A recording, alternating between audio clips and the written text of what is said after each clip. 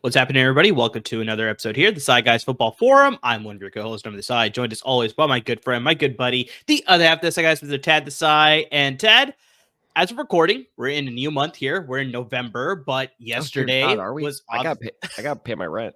I know, yeah. But yesterday was obviously Halloween on a Thursday, so I'm just curious, do you get a lot of trick-or-treaters like in your because obviously you're like in an apartment, so it's like, do a lot of kids walk the hallways, or just like how does that work? It's a gamble because the first apartment I lived in Dallas, I wasn't expecting them, and I got them. You probably got like 30. Yeah, no, I was just like, oh my god, what do I do? And so I think I gave you know what it was? Is I have very expensive Dove chocolates in my freezer. Wow. And I had to give them because you can't not give trick or treat or something. That's true. So I was like, oh no. And ever since then, and then I got like one a couple years ago, randomly, but since then, no. So I did not get any last night, thank God. Although I was ready. I had Reese's cups, full size Reese's cups too, because come on, people, give them full size candy. But no, I was prepared, and now I have a bunch of Reese's for myself. That's the way to do it. Yeah, I think ever since I got my house, maybe there's just not enough kids that want to trick or treat in our area. So it's like the first year I bought the house, I got 2 people. Okay. And then after that, it's been 1. And then last night I got 0. So really? Yeah, I don't know what it is. Like maybe they go to other neighborhoods. Maybe they go to other neighborhoods. I don't know. Like my sister, she took both of her daughters to a different neighborhood to go with her friends in that area. So it's like, yeah, maybe. I know, like the trunk or treat thing is also growing in popularity. Like that could be it too. Yeah, I don't know what it is. Like that's maybe like a little bit quote unquote safer. Like I don't know, but just so just like I got 0 this year. But really quick before we move on with the episode, sound so sad right now. Nah, I really can't. Let me watch the terrible Thursday Night Football game in peace. That was great. That was the second best NFL catch of all time. Oh my gosh. But Tad, if you were invited to a Halloween party or a costume party, what do you think you would have dressed up as? Oh, I know for sure, because I do this every year. And my friends were, because for some reason Dallas celebrates Halloween a weekend early. So we celebrated last weekend. A friend of mine was like, wow, same costume as last year. And another friend goes, it's the same costume he wears every year. It's very simple. You go jeans, a $10 Target orange sweatshirt. Boom. I'm Kenny from South Park, baby. Simple, short, to the point. It's great. I'm not a Halloween guy. I hate spending $50 on costumes. Stupid. That's fair. If I was invited to a Halloween party, probably the one costume I've been waiting to do is maybe I'd go as Rorschach from The Watchmen. Oh, that's a good one. That's a good one. Although the series kind of ruined that though, because Rorschach became like an incel icon. I know that's fair. But just like I've seen like on eBay, like they have the mask that sort of like move on their own too. Oh yeah, no, I definitely do that. So if I ever get invited to a party or anything like that for a Halloween specifically or costume party, that's the one I'd go as. Wait, how's that possible? How they make that work? I think it's like some sort of like, I don't know what the science behind it is or whatever, but it could only do 2 different designs. So it's like it starts with one, then it goes to another one, then it goes back to the other one. But there's like 5 different options too, like based on the ones that I've seen. So yeah, like I said, that would be one that I would do because I'd actually get that mask too and I'd use it instead of like doing just like the painted one or one that you can buy from the store or whatever, right? So I'm not stuck in here with or fuck. Damn it! Oh my God, hold on. You're not stuck. What is it? I'm not stuck in here with you. Yeah. You're stuck in here with me. Exactly. Yeah. You probably got 3rd time's the charm. And guys, maybe it's not 3rd time's the charm. Maybe you get on your first try here. But I mean, the biggest thing is that you got to partner with our good friends at Underdog Fantasy because I mean, no matter how many times you get into it, there's a ton of things to be betting on. There's a lot of potential money out there that you could be winning. So even if you miss on one, but that's the nice thing about Underdog Fantasy. They want you to win some money. So they give you a lot of these freebie bets. I think Tad, when the NBA season tipped off a couple weeks ago, not seasons ago. Seasons A couple ago. of weeks ago, I remember they had a over under half a point for Jason Tatum in the opening night game. Oh, So it's like wow. they want you guys to win some money. So guys, get into the action. Use the promo code that we're going to share with you. That promo code is DESAI, DESAI. Double up on your initial deposit of $10 or more, up to $500, courtesy of our good friends at Underdog Fantasy. So I mean, you could bet on the NBA season that's going on. Congratulations to the Los Angeles Dodgers for winning the World Series. They can't bet on MLB anymore. No, not congratulations to them. You can bet on the NFL. You can bet on college football. You can bet on, I think there's a horse race happening this weekend. You can bet on MMA. You can bet on boxing. I mean, you name it. You can bet on esports as well. So, guys, whatever you're comfortable with, you can make anywhere between 2 and 8 different prop bet picks across whatever you're comfortable with. More picks you make, more potential money you can be winning, guys. So, once again, that promo code is DESAI, DESAI. Double up on your initial deposit of $10 or more, up to $500, courtesy of our good friends at Underdog Fantasy. The people looked up to me and said, use something other than Underdog. And I said, no. Yeah, Underdog is the best. Like, I mean, the website's very easy to use. The apps are very easy to use, both on Apple and Android devices. So, guys, get in on the action. A lot of things you can be betting on. Lots of fun. Lots of potential money you can be winning. So, Tad, with that, I mean, we talked about it. We're in a new month here in November. We're at, I know we started to discuss this where it's like with the 18-week schedule, 17 regular game season, it's hard to sort of determine the exact like midway point. But we're here in week 9, which some people may argue is the midway point. Some people may argue that was week 8. But I think this is the chance where it's like, really gives you an idea as far as where you stand, not just in the NFL sense, but more importantly for your fantasy team as well. Like, I mean, this is a chance where it's like, depending on your league in, maybe your trade deadline's coming up pretty soon. So this is your chance to sort of make any final trade that you want as you make that push for a playoff spot. This is like, very critical. All the moves that you make, wherever your record is, this can really separate yourself as far as making the crucial decisions to make sure that you can get yourself a playoff spot as far as instead of, not making it this year. So, I mean, yeah, this is a pretty critical week. Would you agree? So we're just moving on from my terrible Rorschach. Oh, of course. Yeah, we're just going to sweep that under the rug and just move on. This is like, Target taking all the Halloween candy and discounting it by 50% now. It's just like, let's just let it all go. We need to get rid of this, so we're moving on here. The comedian's dead. Your Rorschach is just so bad. Just like all your other impressions. Like, you have yet to do my one. Bane is good. I have a good No, Bane. it was not. It was not. You, the people. Oh, God.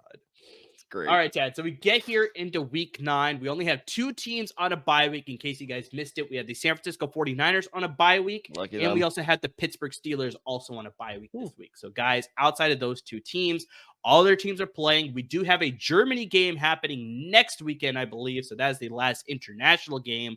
But yeah, everybody in the States this week.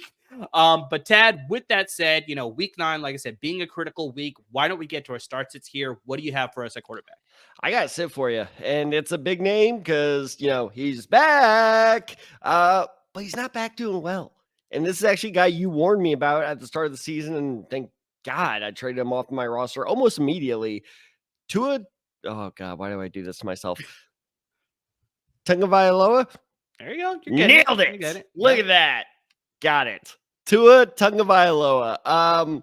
You actually, and I didn't realize this pattern before you pointed out to me of last year of like, yes, statistically he did well, but in a very weird way, that doesn't translate to fantasy. It's very odd. I don't think I've seen a quarterback do this in the past where he only capped 20 points, I want to say 2 or 3 times last season. He's yet to hit that mark this season.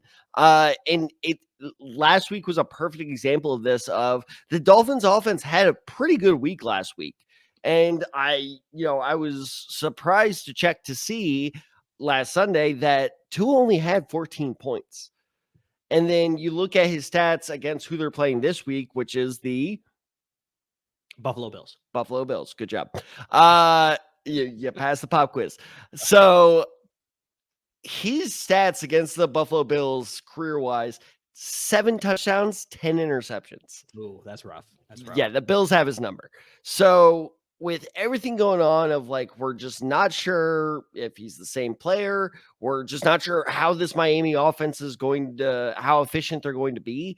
I think that Tua is one of those players that looks really enticing, but I think is just kind of like quicksand of it. slowly draws you down. And so until I see a above 20-point performance from Tua, I'm saying he's on my bench until further notice. Yeah, And it's maybe really even strange. drop him. Maybe even drop him, to be honest. That's fair. That's fair. Because, yeah, I remember I brought it up to you exactly everything that you laid out as far as just like, it's so interesting because Miami was the highest scoring, second It highest shocked scoring me when you team pointed last this out. season. But yeah, in a fantasy aspect, just Tua Tagovailoa was not meeting those numbers that you would expect from a very high scoring offense. It was like Tyreek Hill was fantastic. Jaylen Waddle was fantastic. Obviously, Raheem Mostert had a fantastic season. De'Von Achane flashed when he was healthy, obviously, during last season. But just, yeah, for some reason, Tua Tagovailoa was good for that offense as far as the Dolphins are concerned. But as far as a fantasy concern, yeah, Right. that's where it's like exactly like I said. I think he probably had 2 or 3 games last season where he surpassed 20 fantasy points. Otherwise, it's very much just like It's game manager 14, type. 15, 16. It Exactly. was constant, Exactly. that stuff. It's basically like CJ Stroud this year. Bastard. So it's very dependable. So it's like if you ever in a situation like, this week specifically, where it's like you're in a bye week and you need a guy that can give you somewhere between 15 and 18 points, then Tua is that type of guy. But it's like as a guy that you want to rely on as your fantasy QB1, Tua Tagovailoa is just not that guy for some reason when it comes to fantasy football. Like I said, for the Dolphins, very good when he's healthy and he's ready to go. He makes that offense Clearly go. the Dolphins need him. But Exactly. So for some reason it works for the Dolphins. But yeah, for fantasy football, just not the same guy, whatever it is here, Tad. So I'm going to get to my start at the quarterback position. I'm going to go with Kirk Cousins versus the Dallas Cowboys this week. So Dallas Cowboys, I think Dak Prescott what said is that the this over-under on that game? You so talk. I got Dak Prescott has said that this is a must-win game, and I very much agree that Dallas is at a very critical juncture at this point in the season. Coming off the bye week, they lost to San Francisco. Now it's just as we get close to the trade deadline, it's like, are they going to make any moves potentially to to make this roster a little bit better? Maybe acquire a running back. I don't know what it is, but just like, yeah, they have a situation here where Atlanta can take advantage of this very poor defense because the Atlanta offense, Tad, has been playing pretty well over the last handful of weeks. They've won 3 of their last 4 games. In that 4-week span, Tad, Cousins is averaging 24.67 fantasy points per game. The Cowboys defense is giving up 21.74 fantasy points per game this season, which is 6th worst in the NFL. Dallas has also given up over 450 total yards in 2 of their most recent games. Like I said, they came off a bye week, so they played San Francisco, and then the previous week they played that against Detroit in that game as well. So I mean, yeah, this Dallas defense can be taken advantage of. The Atlanta offense is coming in hot, so I like Kirk Cousins. He's finally, I think, a lot of people expected Kirk Cousins to come out the gate very fast, but I think it took him a little bit of time to gel in this offense, get used to his playmakers, and Drake London. Obviously, Darnell Moody's having a great season. Bijan Robinson in the backfield. Kyle Pitts is finally emerging in this offense as well. I think it just took a little bit of time for everybody to get on the same page. I think they're slowly starting to get on that same page. You're seeing this offense click a little bit more, and so I think they'll take advantage of this Dallas defense. So yeah, Kirk Cousins, I think, is a must start this week. As a Drake London manager, you hit the nail on the head. There was a time 3 weeks ago that I was like, oh, I need to get rid of Drake London. And now all of a sudden I got 3 trade offers for him this week. And I was like, no, he has become an untouchable. It's him and Jonathan Taylor are the only 2 untouchables on my roster. Because exactly that, of like, if you just, especially, it's not so much because, it's still taking some time to translate fantasy wise, but if you just watch the Falcons offense, you can tell exactly like what you said. They are clicking more. And I really think by the end of the season, this is going to be a very powerful, very scary defense. This is the type of team that gets a wild card spot and then you have to play them in round 1. And you're like, God damn it. That's true. It's very true. So let me ask you though, if you're the odds maker, what would you put this over under at? Because these are 2 bad defenses. Falcons defense, I think, is a little bit better compared to Dallas. Dallas. Well, all right. Like that's a tall bar to clear. I know. Anyway, all right. I'd say that over under. I think the way the Falcons offense is playing, I'd probably give a little bit more credit here. So I'd probably say over under 45.5. You're off by about a touchdown. Oh, it's over under 52. 52. I'm taking the over on that. Okay, I can see that happening. I can see that happening for sure. All right, Tal, let's move things along here. Let's get to the running back position. Do you have a starter sit for me?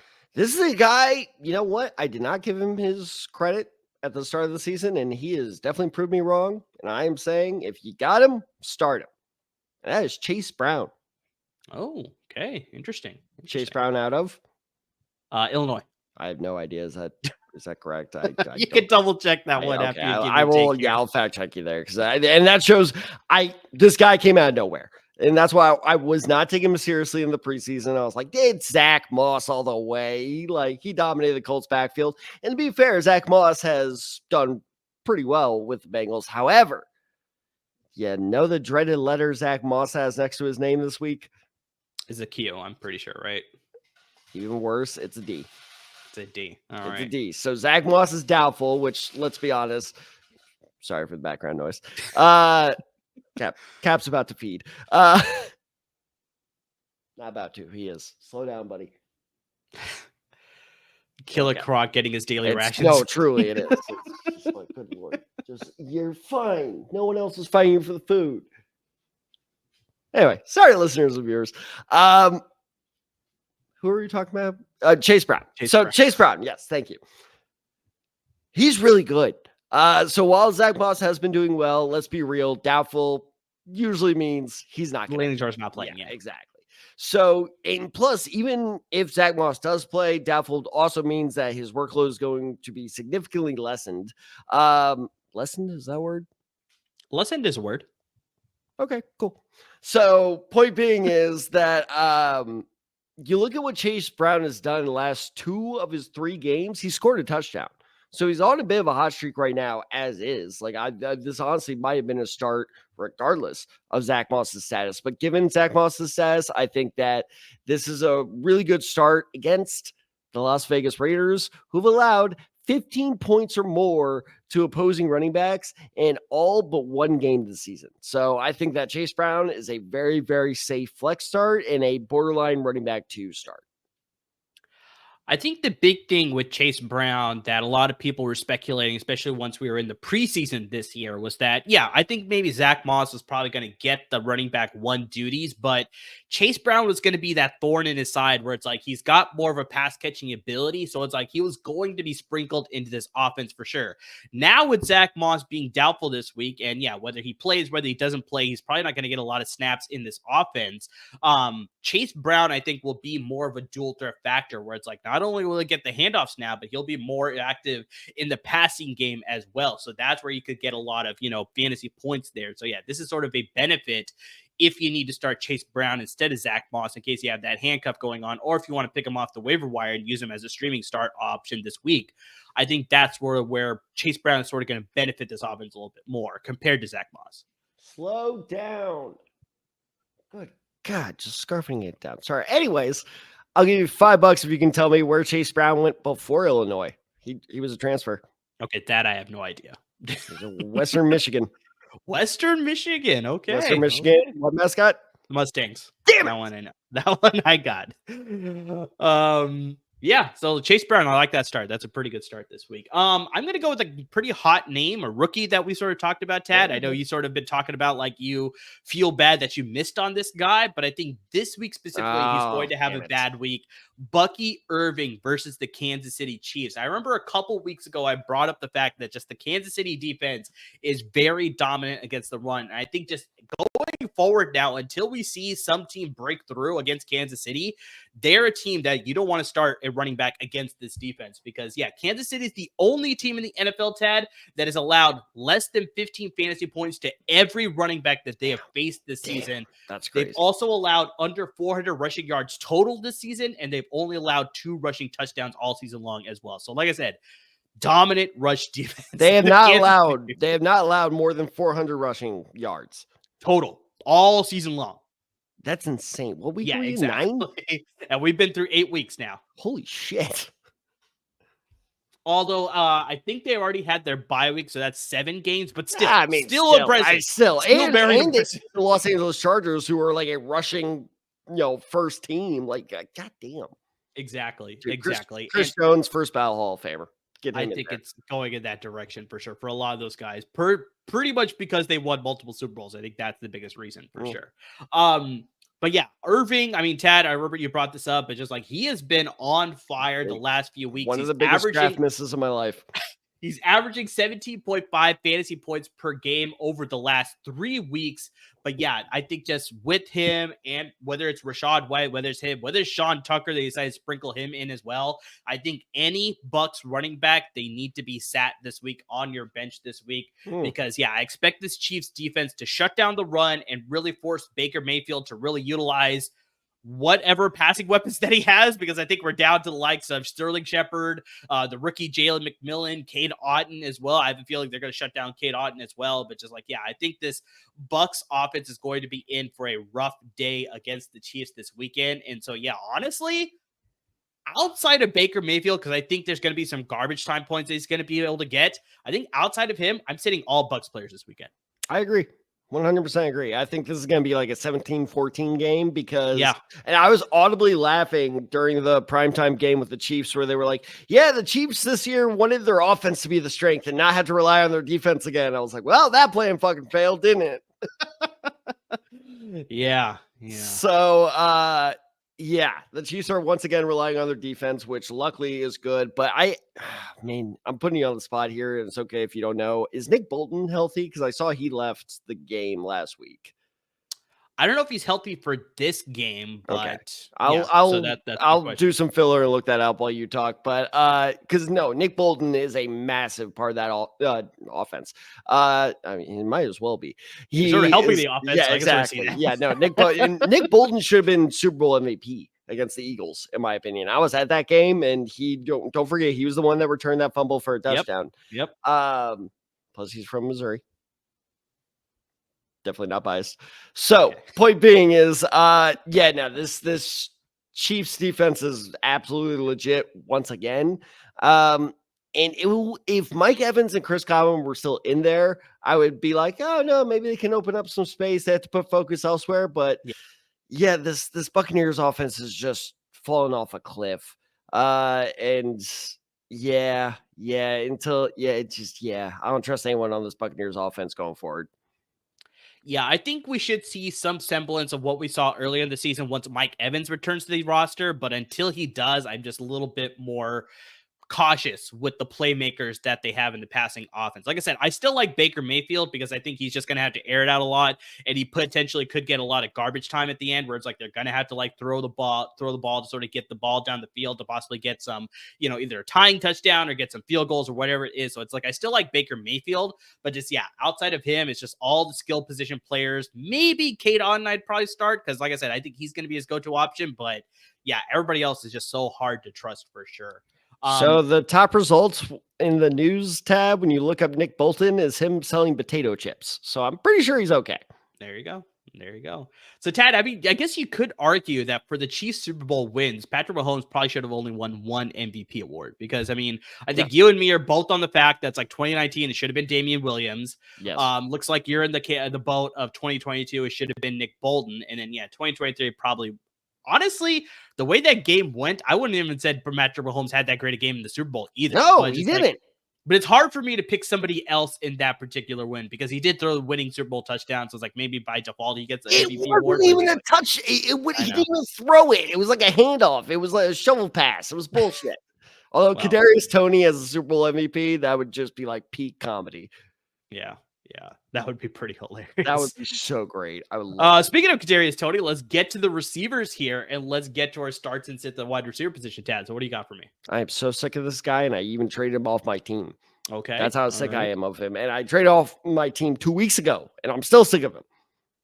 DJ Moore, step the fuck up. He has been pretty frustrating for sure. Because I am also a DJ Moore fantasy manager as well. It's so annoying. It is the worst. It's because Caleb Williams is hitting his stride. He's looking a lot better. He is. I still think Jaden Daniels is better, which, by the way, people call me crazy for saying that, a couple months ago.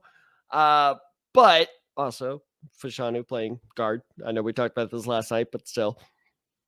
I'm telling you, watch back that tape. You all called me crazy for that. Yeah, I know. I was right. I said they're playing Fashanu at guard because they have I to. don't care. They have to. That's essentially what I said that night. Anyway, point being is another rookie, by the way, who's stepping up in this Bears offense that is definitely getting better every week is Rome Odunze. Rome Odunze his role is frankly exploding. And unfortunately, DJ Moore is the one suffering because Keenan Allen is getting a lot of targets. Odunze is getting a lot of targets. DJ Moore's targets have actually been going down. So he's gone in the last 3 weeks, he's gone from 8 targets to 5 to 4. And in a half PPR leagues, he's had 2 straight games now where he's had less than 5 points. And it's not like DJ Moore's not targeting him, right? Like he's had a couple of end zone targets, but it's something about that chemistry is just off. And I just don't trust him until I see more. And I know, and here's where it's going to deceive people. You want to see more of Moore. Is that what you want to do? Get out of here. What are you? You're the one who said more it. With I had more? to reemphasize it. If I made that joke, you would make fun of me for 2 weeks for that. I would, but I'm the one making it, so I like it. Wish I could mute you. Anyway, point being is, and here's the deceptive part that I think is going to trick a lot of people is, especially if you're in an ESPN league, you know how like they have the opponent rank on the right? Yeah. So you see the Cardinals thing that has the green 23 because they're 23rd against the pass defense. You're like, oh, that's a good matchup. It's not, though. It's not as good as you think because they have only allowed. Actually, I'm going to guess. I'm going to make you guess. How many touchdowns do you think opposing receivers have caught against them this past month? This past month, so all of this October? Past month, the last 4 weeks. I'm gonna say 2. 1. Wow. They've only allowed 1 receiver to catch a touchdown all month. I know people are like, but they've. What about this? Running back, tight ends, all that stuff. If you have a struggling receiver going against a defense like that, I don't trust them unless Buda Baker gets traded in the next 48 hours. It could happen. Trade deadlines on. Apparently, the Eagles are going to be very aggressive for him, but we'll see. Yeah, but bottom line being is, no, I think DJ Moore. Again, I always say this during our start set episodes. Not a drop, but definite bench.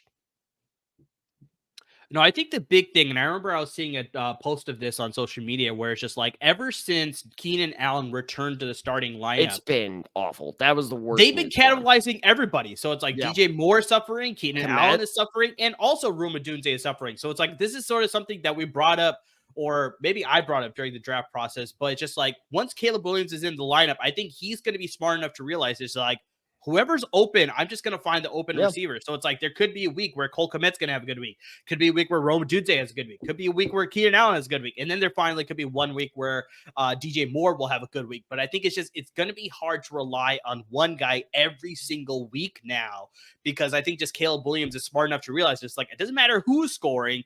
We just need this offense to go down the field. And so I think that's what's going to hurt a lot of fantasy managers out there, whoever has rostered DJ Moore, Keenan Allen, or Rome Odunze in this case. So maybe the future is obviously going to be Rome Odunze with him being a rookie and DJ Moore signed the extension. So Keenan Allen may not be a long-term solution for all you dynasty players out there. But in the short term, in the interim, it's hard to trust any guy week to week because you just don't know who's going to pop off in this Bears offense. And like you said, we talked about this before. They're essentially the new Saints of fantasy football. It was just like, one of the receivers is going to go off. It's just is a complete gamble of which one.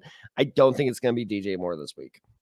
Interesting. Okay, so go ahead and give he's going DJ to Moore catch like 3 touchdowns. He probably will. The curse of benching him here. So, Tad, I'm going to give you a former All-Pro receiver that's kind of been mired by the situation that he's in. But with the trade, I think he's going to sort of he's going to bounce back and be a fantasy option going forward now.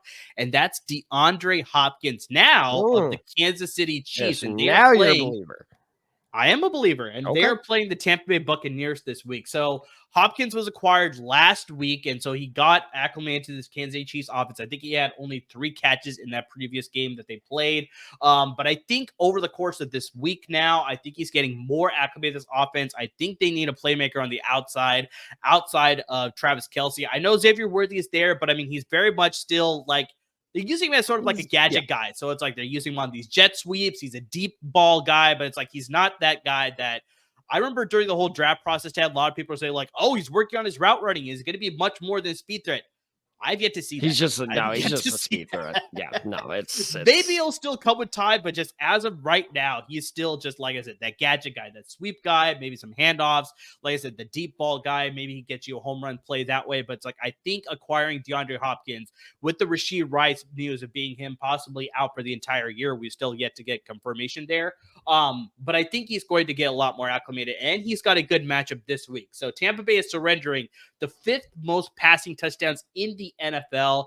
They are one of only 3 teams in the NFL to give up at least 2,000 passing yards on total on defense now. In 8 weeks of NFL action, they've allowed 7 wide receivers in 8 weeks of action to go over 15 fantasy points. Damn. This includes 4 receivers of those 7 to go over 20 fantasy points. So, I mean, this is a gold mine for opposing wide receivers to go against this defense. This is not the defense for 2020 when Tom Brady was there and they're shutting down everybody. This is a completely different defense there. Not a shutdown in the secondary here. Hopkins is going to be playing a game here with the Chiefs. I think he's going to be able to sort of emerge in this game and be a critical piece of this Chiefs passing offense going forward. But I think he finally has his breakout in this game here. So I started doing my NFL 20. God, that sounds weird. 2025 NFL draft research. Okay. Early prediction. I'm calling it now. Bucks straight up for a corner. A corner. I could see that. I can see that. Because exactly like as you laid out, their pass defense is just awful. So yeah, no, I like D-Hop. I liked him last week as well. I think it's just a matter of time before he becomes a fantasy mega talent that some certain people got on the waiver wire because they're just worse. And it's not fun. It's very annoying. But I like DeAndre Hopkins a lot. Honestly, I think just ride with him until he starts working out, because there is going to be a random week where he starts working out. And for all the reasons you just laid out, it very well could be this week. Yeah, I think the biggest thing where it gives me a little bit more confidence for DeAndre Hopkins is that he's a veteran. He's been there. Yeah. He's done it. He's played with a lot of different teams. So I think getting acclimated to this system with Patrick Mahomes, Andy Reid, I think they're going to be able to get on the same page a lot faster than maybe some other trades that have happened in the past. So that's why I like DeAndre Hopkins going forward in this Chiefs offense. And definitely this week, I think he can have his breakout week for sure.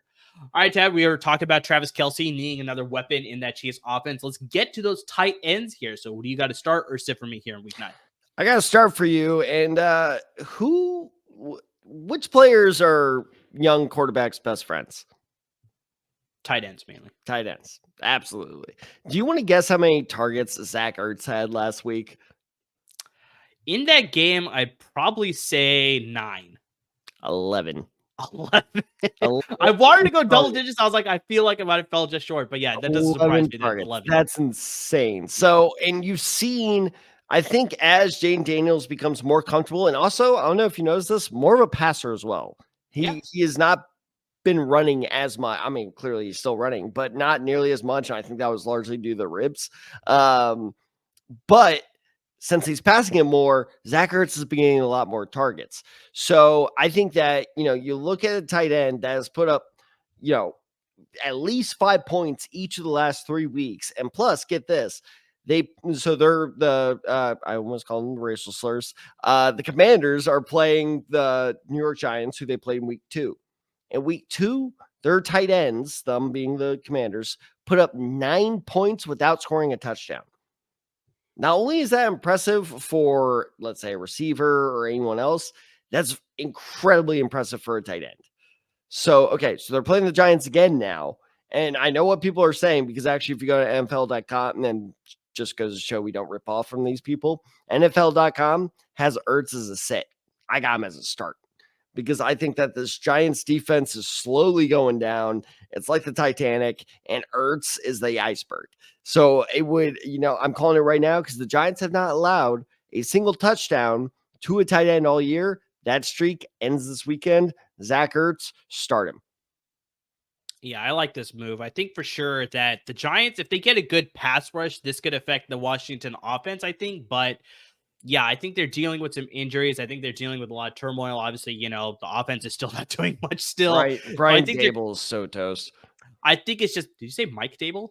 Brian Dable. Okay, yeah, good. Just making sure. Mike But I think Dable's just his the long lost biggest brother. thing, I think the biggest thing here is just like, yeah, even if the New York Giants defense is playing well, I think they could fall into a situation where it's like the offense is going to struggle, and that's going to lead to defense being on the field a lot, and they'll get fatigued, and then this will start to let up a lot of these big chunk plays either through the air or on the ground with Brian Robinson Jr. But yeah, I very much can see a situation where Zach Ertz, if he doesn't see double-digit targets, he should still see like a healthy amount where he'll see a solid fantasy production day this weekend against the Giants. So yeah, I like this start quite a bit. The lowest amount of targets he's seen all year is 4.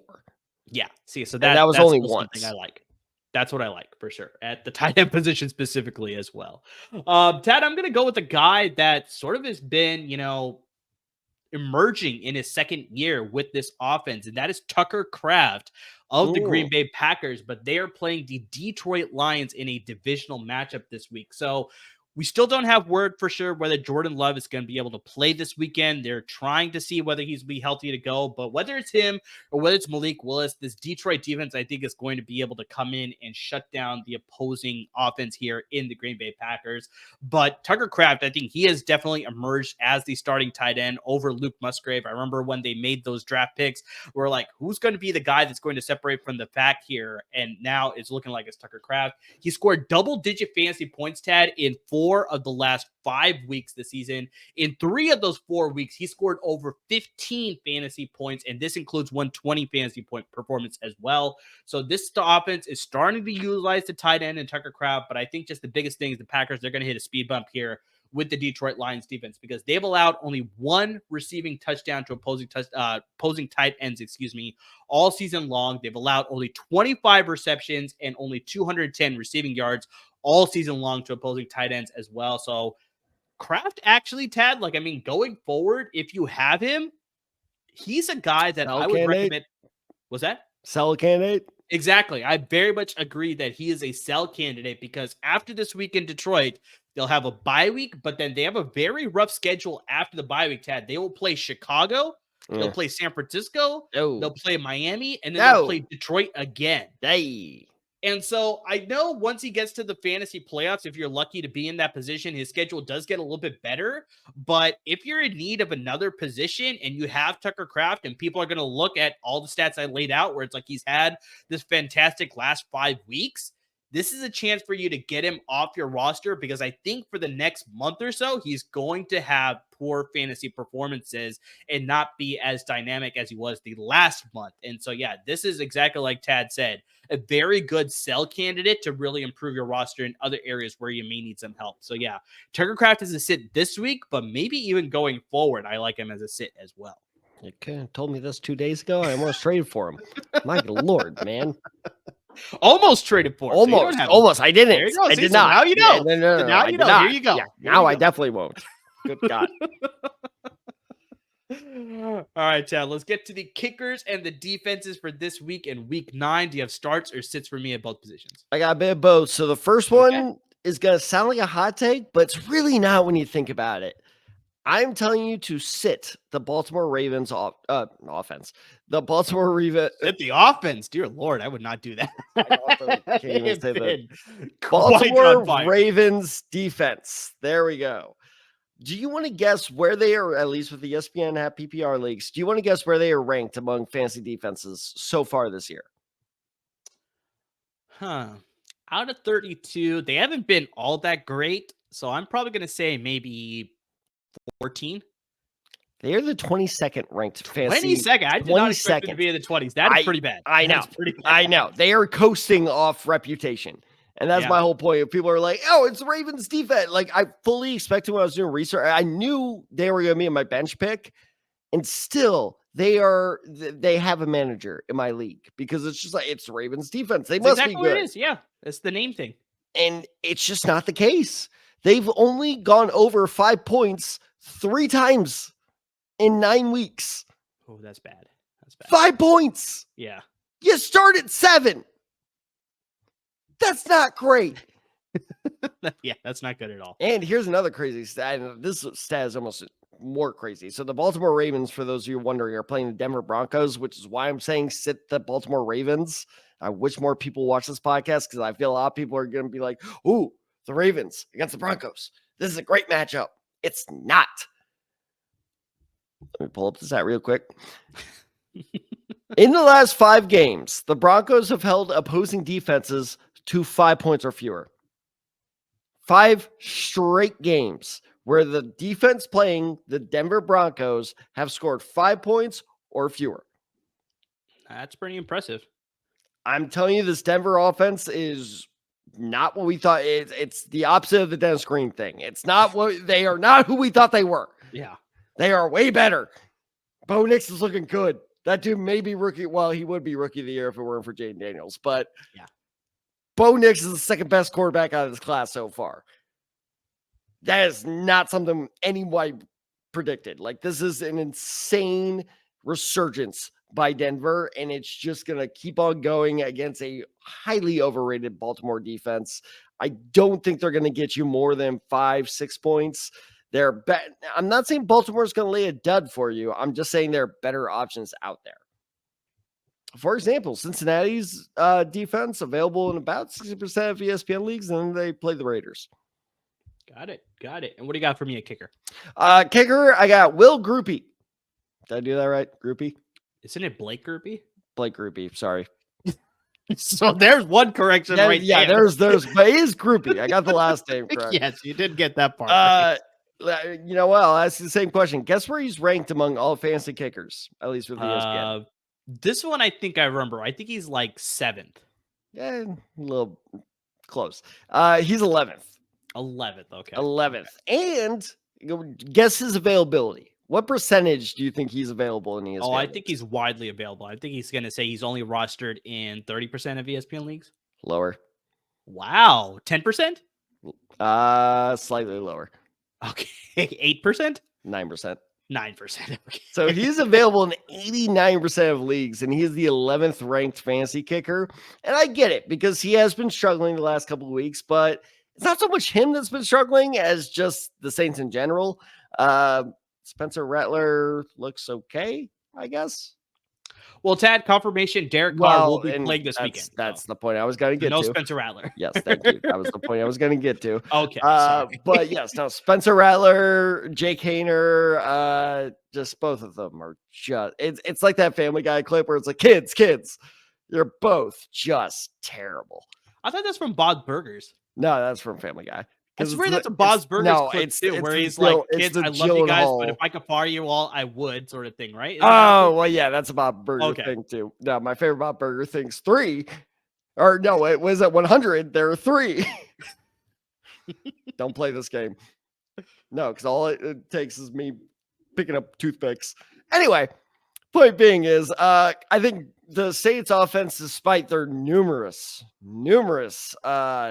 receiver injuries, with Derek Carr back, I think this Saints offense is going to be functional once again, and Groupie's going to go back to what he was. And honestly, the receiver injuries kind of play into your advantage because maybe they can't get the job done. It's kind of like the Chargers. And there's a reason, and I talked myself into this, by the way, to prove I'm putting my money where my mouth is. While I was making notes for this, I was like, I'm going to do it. And I dropped Cameron Dicker for Groupie in my main league while I was making notes for this, because I am this convinced. Well, and here's why, though. You ready? Do you know who the Saints are playing this weekend? Oh, yeah, I know that. The Carolina Panthers. Do you know how many points Groupie scored against the Carolina Panthers in week 1? I think like 20 something. You are correct. 22. 22. Yeah. 22. I'm not expecting a repeat of that performance, but I think he is the closest thing you can get to a double-digit lock. Double digits, yeah. I think that's a safe bet to make for sure. But yeah, to drop Dicker, he's been pretty solid for. He has been good. He has been good, but I'm hoping it was a 1-week move, but the gamble is that Dicker will still be out there when waivers swing around next Wednesday. Got it. Okay. Okay. And Ted, the reason that I know the Saints are playing the Carolina Panthers this week is because they are my start of the week when it comes to What? defenses here. They're What? a start this week. I know the Saints defense has been stellar this season, and outside of one game, they've been pretty putrid all season long. But that one game, Tad, came all the way back in week 1 when they played the Carolina Panthers. Yep. The New Orleans Saints racked up 4 So sacks. wait, sorry. I think you misspoke. Are you starting the Saints defense or the Panthers defense? The Saints defense. Okay, you said the Panthers defense. No, I said I know they're playing the Carolina Panthers because the the Saints are my start this week. Okay, that makes so much more sense. Yeah, that's okay. I thought you were starting the Panthers, and I was about to kick you out of this chat. Dear Lord, no. The Saints is my start this week, not the Panthers defense. Start. The New Orleans Saints in that week 1 game, they racked up 4 sacks, they had 2 interceptions, and they allowed 10 total points to the Carolina Panthers on offense. Carolina is rolling with Bryce Young for another week this week, who was the starter all the way back in that week 1 game as well. Sorry to interrupt you, but according to reports, they're rolling with him for the rest of the season. That's an interesting move. They want to go younger there. Also, you have to remember that Deontay Johnson was traded off of the Panthers to the Baltimore Ravens, so they're going to be without one of their key producers. Adam Thielen is still questionable whether he's going to be playing, so it's going to be Xavier Legette and a bunch of other receivers that maybe we don't know is going to have a good week or not. But just all this spells to me that this is just going to be a rough week for the Panthers offense against the New Orleans Saints in a divisional matchup. I think the Saints are very much going to be clicking. We already brought up the fact that Derek Carr is going to be starting. Chris Olave is healthy, so I know there's a lot of issues at the wide receiver position outside of Chris Olave, but he will be healthy and playing with Derek Carr, so I think they'll get that connection going. Alvin Kamara will probably have a solid game again. So yeah, I think the Saints defense and offense will just roll on all bases against the Carolina Panthers this week. As far as my sit at the kicker position, Tad, I'm going to say sit Jason Myers of the Seattle Seahawks against the Los Angeles Rams this week. Myers has had only 3 double-digit fantasy point games all season long. That's through 8 weeks of action. The Los Angeles defense has started to play a lot better, actually, Tad. So in the first 3 weeks of the season, the Rams allowed an average of 426 total yards per game. Pretty bad. But over the last 4 weeks, the Rams have dropped that per game average to under 300 per game. So, I mean, they have definitely improved quite a bit. They're starting to gel. Obviously, they're starting 2 rookies and Braden Fisk and Jared Verse. Both of them we're both high on. So, yeah, I think they're now starting to get healthier, too. They're starting to play better. Obviously, we saw that with Puka Nacua, Cooper Kupp, totally going off for the offense, obviously, against the Vikings in that Thursday night game. So I like the Rams to sort of be more of a contender in the NFC. And 100% the NFC West, that is just an absolute, very competitive division. Not the best division, just competitive. That's the key word, because everybody's either 500 or below that right now. So, I mean, that's just sort of speaking to the fact that the NFC West is wide open right now. So the Rams are getting healthy. They could very much be players for that division crown as we get into the second half of the season. But yeah, Seattle has been just very up and down all season long. I just don't know what to expect from them. I like the Rams, to be a lot more control this entire game, and that's just going to limit opportunities for the Seattle offense, and 100% for Jason Myers. So Jason Myers is it for me this week. Thank God you're not starting the Panthers defense. That's truly what I thought you were saying. And I was like, oh my God, I've partnered with an insane person. No, I like the Saints start. Jason Myers. Yeah, the Seahawks in general are just, especially with Geno Smith's outbursts and stuff the last couple weeks, just getting a little volatile for my taste. That's a very good word. That's a very good word. You don't know what you're counting on. And it's just like, like the only Seahawk I really trust right now is Kenneth Walker. Like, if you have Kenneth Walker, I trust him up until he gets hurt again.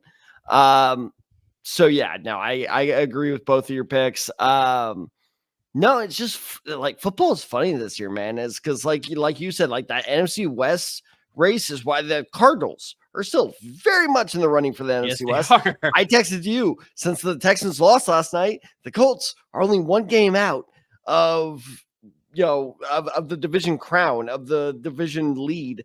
And I don't know if you've been following Colts media at all. People are losing their goddamn minds over this Anthony Richardson benching. Like, it is literally like Captain America's Civil War with Colts fandom right now.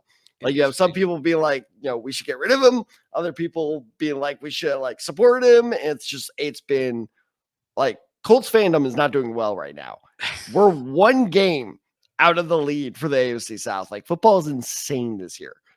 Yeah, I think that's just more of just like thinking about the future, right? As opposed to just this season. So it's like, because I think Shane Steichen has came out and he was like, oh yeah, Joe Flacco starting at quarterback is probably the best move to get us to win now. It is. But I think it's just, who knows what's going to happen after this year. So it's like, I do agree that it's like, if you're trying to compete this year, Joe Flacco is probably the better move. But just, going forward, that Anthony Richardson situation has to be figured out for sure. It's almost like storming off the set type of pick. I still believe in Anthony Richardson. I don't still believe in him. I don't. All right, guys, that will close out our week 9 start and sit episode. But I mean, we say this every single episode. We can't get to everything that we want to in a given episode. So, I mean, this is where it really pays to interact with us on social media. You'll see the ticker. It's going to come right down below. You got us on Twitter. You got me at UnDecide23, Tad at TadDecide94. Got the show handle at The Decide Guys. And, of course, on Instagram at The Decide Guys as well. So that is where you can get us your, decisions as far as what you need help with when it comes to starts and sits, when it comes to the waiver wire, when it comes to trade help, when it comes to just anything and everything, when it comes to your specific fantasy football league. We want to give you personalized advice to help you win fantasy titles, and we want to take home as many fantasy championships as we can for all of you guys out there. The only way we can do that is when you interact with us. Make sure you subscribe wherever you listen to your podcast. Make sure you subscribe to our YouTube channel, and please, guys, support our parent network at LAFB Network, because they're giving a lot of great content when it comes to the Rams and the Chargers at the professional level, and the Bruins and the Trojans at the college football level. So lots of great content coming from a lot of great content producers about all 4 LA football teams. And guys, to everybody who's already supporting us by listening to the podcast, by watching the videos, by interacting with us on social media, I mean, just anything and everything that you're doing to support the podcast, we really can't thank you enough. And a big announcement, not just from us, but from the network, is we are no longer just covering football. We are covering LA baseball, basketball. We have all LAFB sports covered. And when I say LAFB, get this, it's no longer the LA football, whatever the B was. It is hold on, I need to pull it up real quick. It is the sorry, this is a terrible announcement. LA Fan Base Network. Why did I let you do this? I don't know. That was your decision. It was a terrible. Yeah, I regret that decision. I was even looking up right before. But you know what? If we're going to do an announcement, this is the most us way to do it. So at the LA Fan Base Network, so we're talking Dodgers, we're talking Angels, Lakers, unfortunately the Clippers. I'm sure you guys will be good eventually. And look, you may be getting more content from us that may be good or bad news, depending on how much you like us. But Amir and I, we both love basketball. We both love, we absolutely love baseball. We co-managed RIP, a fantasy baseball team together. So you could see more content coming from us, but you're definitely going to see amazing content come from the network. And again, we are expanding. So if you're a baseball fan, basketball fan, be sure to keep tuning in, because we are going to throw a lot of stuff your way. We just kicked off this change. So, it's going to be a little bit of growing pains, but I promise you it's going to be some great stuff moving forward. So as always, everyone, thank you so much for listening. Thank you so much for watching, and please stay safe, everyone.